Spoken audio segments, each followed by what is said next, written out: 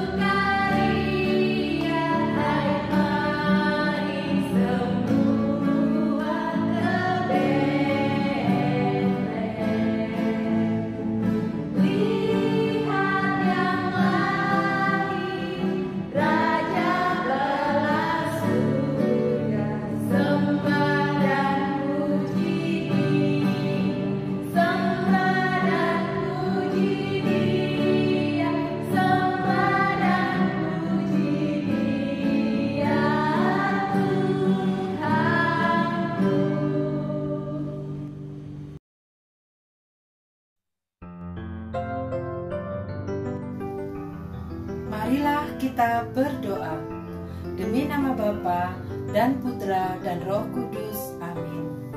Bapa yang Maha Kasih, kami anak-anak-Mu bersyukur dan berterima kasih atas berkat-Mu pada pagi hari ini. Kami mohon, bukalah hati dan pikiran kami, supaya kami dapat sungguh-sungguh mendengarkan firman-Mu. Bimbinglah kami semua, agar kami dapat mencontoh keluarga dari Nazaret dalam kehidupan kami sehari-hari. Demi Kristus, Tuhan dan pengantara kami. Amin. Demi nama Bapa dan Putra dan Roh Kudus. Amin.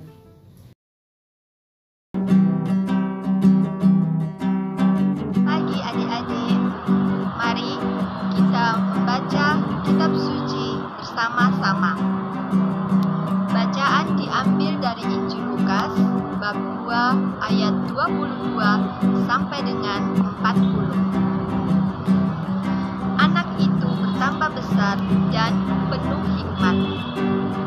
Ketika genap waktu pentahiran menurut hukum Taurat, Maria dan Yusuf membawa anak Yesus ke Yerusalem untuk untuk menyerahkan dia kepada Tuhan.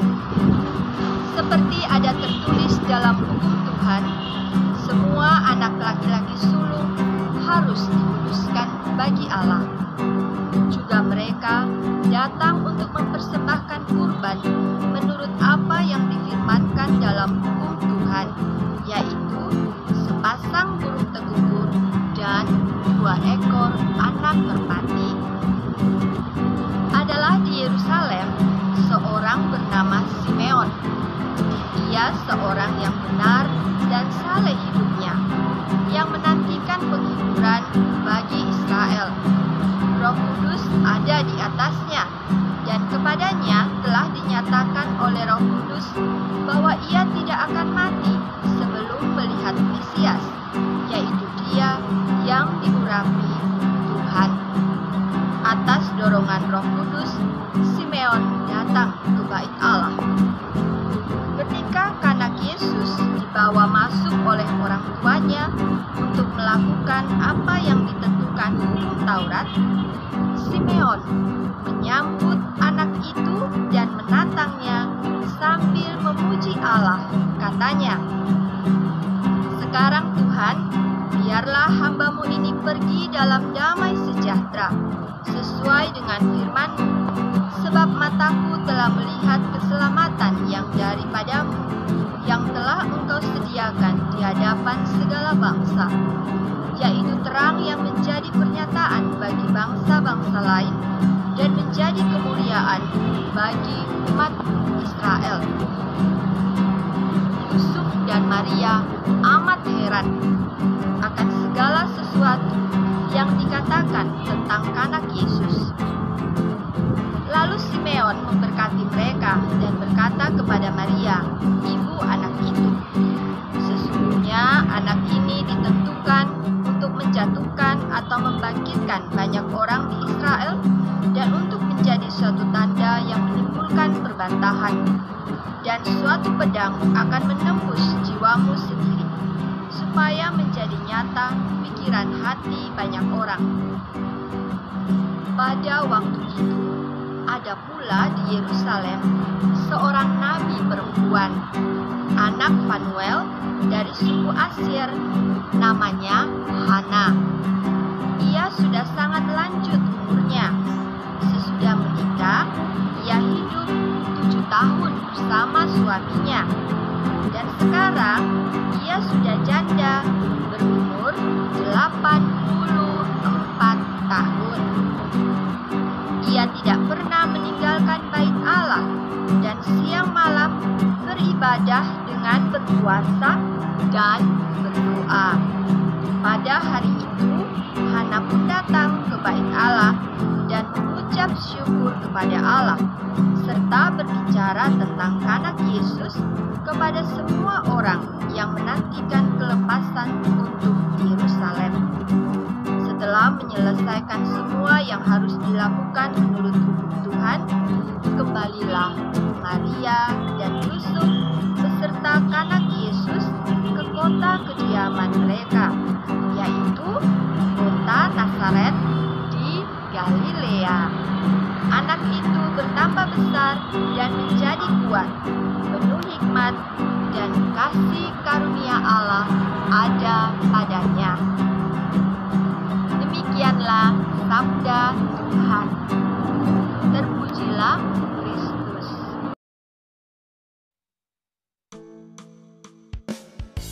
Hai adik-adik terkasih, kita jumpa lagi ya hari ini. Tentunya dengan suasana yang berbeda, karena kita baru saja merayakan Natal, yaitu kelahiran Tuhan Yesus yang membawa damai dan sukacita bagi kita sekalian. Nah, hari ini Injilnya menceritakan tentang keluarga kudus di Nazaret. Lalu siapa ya keluarga kudus itu? Ayo, siapa yang tahu? Ya, keluarga kudus, Ibu Maria, Bapak Yosef, dan Yesus. Keluarga kudus juga sebuah sekolah cinta Tuhan, karena mereka menjadikan keluarganya sebagai tempat bertumbuhnya cinta kasih Allah. Dalam tradisi Yahudi, anak sulung laki-laki pada usia 8 hari dipersembahkan kepada Allah di bait Allah yang ada di Yerusalem. Dan karena keluarga kudus ini menjadi sekolah cinta Tuhan, maka mereka pun taat pada tradisi, sehingga mereka membawa bayi Yesus ke bait Allah untuk dipersembahkan. Dan di sana disambut oleh Simeon yang usianya sudah tua. Simeon tahu bahwa bayi Yesus inilah yang disebut Mesias. Demikian juga di situ ada Hana, seorang nabi perempuan yang menantikan kedatangan Mesias. Mereka menyambut Yesus dan bernubuat tentang Yesus. Dan mereka pun merasa bahwa doa-doa mereka akan kedatangan Mesias telah dijawab Allah. Adik-adik, apa maksudnya Yesus dipersembahkan pada Allah? Ibu Maria dan Bapak Yosef tahu bahwa Yesus itu kepunyaan Allah. Maka sudah layak dan sepantasnya sejak awal dipersembahkan kepada Allah. Seluruh hidup Yesus itu milik Allah. Nah, demikian juga dengan keluarga-keluarga kita. Kalau kita memang mengaku sebagai anak-anak Allah, maka hidup kita pun juga dipersembahkan kepada Allah, seperti yang dilakukan oleh keluarga kudus ini. Jadi, hari ini setelah kita merayakan Natal dengan gembira, kita pun diajak untuk mempersembahkan seluruh hidup kita dan keluarga kita kepada Allah. Adik-adik, mau kan menyerahkan hidup adik-adik, mama, papa, kakak adik kepada Allah? Agar hidup kita semakin penuh dalam naungan kasih Allah itu sendiri. Menyerahkan hidup kepada Allah dengan apa? Dengan mau semakin terbuka akan kehendak Allah dan taat setia kepada perintah Allah. Dan harus selalu siap bersaksi akan kasih Allah kepada sesama. Ingatkan, semboyan kita anak-anak pihak misioner adalah 2D, 2K. Doa, derma, kurban, dan kesaksian. Nah, ini juga merupakan salah satu jalan untuk mempersembahkan hidup kita kepada Allah. Menyerahkan hidup kepada Allah dalam keluarga, maka itu juga berarti keluarga kita menjadi sekolah cinta Tuhan seperti keluarga kudus di Nazaret. Adik-adik terkasih, apa itu sekolah cinta Tuhan? Yesus hidup dalam keluarga bersama Ibu Maria, Bapak Yosef dengan penuh penghayatan iman, harapan, dan kasih. Dan yang paling penting di dalam keluarga kudus ini selalu ada sukacita dan kehidupan doa yang sungguh baik. Sehingga keluarga menjadi sekolah cinta Tuhan. Mari kita jadikan keluarga kita sekolah cinta Tuhan. Menjadi tempat belajar bersama akan kasih Allah, bertumbuh bersama dalam iman, memiliki keheningan batin dan kehidupan doa yang baik. Dan tentunya menjadi tempat berteduh dengan suasana penuh sukacita. Sehingga keluarga kita dapat menjadi sekolah cinta Tuhan yang dapat menerangi keluarga-keluarga lain, terutama yang belum mengenal kasih Allah. Itulah keluarga kudus di Nazaret. Yuk kita belajar dan meneladani keluarga kudus ini dalam keluarga kita masing-masing. Dan keluarga kita dapat menjadi keluarga kudus di Nazaret. Semangat terus ya adik-adik dalam sekolah cinta Tuhan di keluarga kita masing-masing. Oke? Tuhan memberkati kita semua.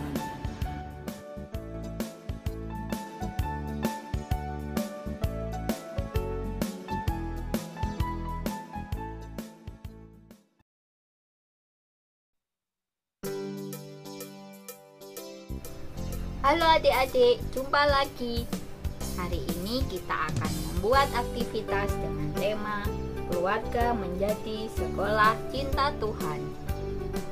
Alat-alat yang kita perlukan: kertas buffalo, gunting, lem, kertas kado, penggaris, ballpoint, dan foto. Pertama-tama, kertas buffalo yang kita punya tadi, kita gambar pola dengan ukuran 10 cm, 10 cm, dan 1,5 cm. Pola yang sudah jadi kita gunting bagian tengahnya Kemudian kita tempelkan foto di dalamnya.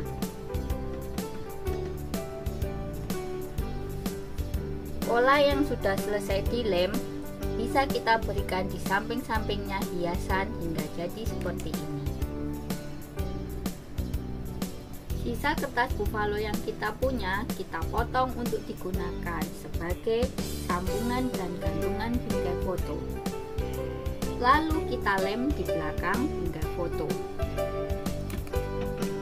Kemudian kita sambungkan dengan bingkai yang satunya.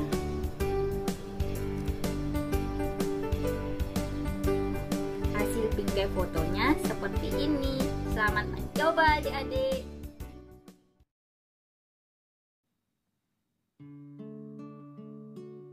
Baik adik-adik, kita akhiri pertemuan kita pada hari ini dengan doa penutup.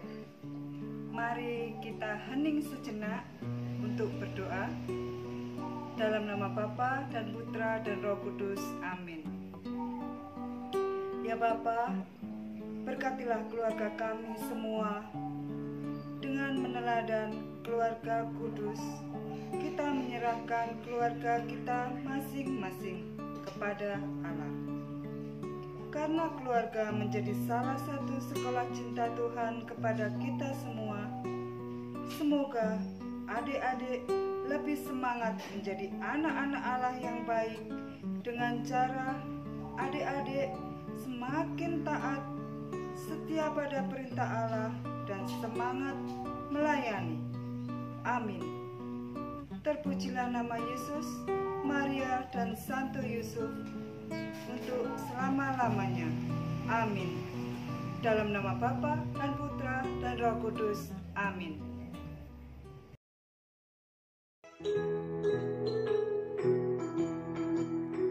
Nah, adik-adik, sebelum kita mengakhiri sekolah minggu online ini, Diakon mempunyai perutusan untuk adik-adik semua.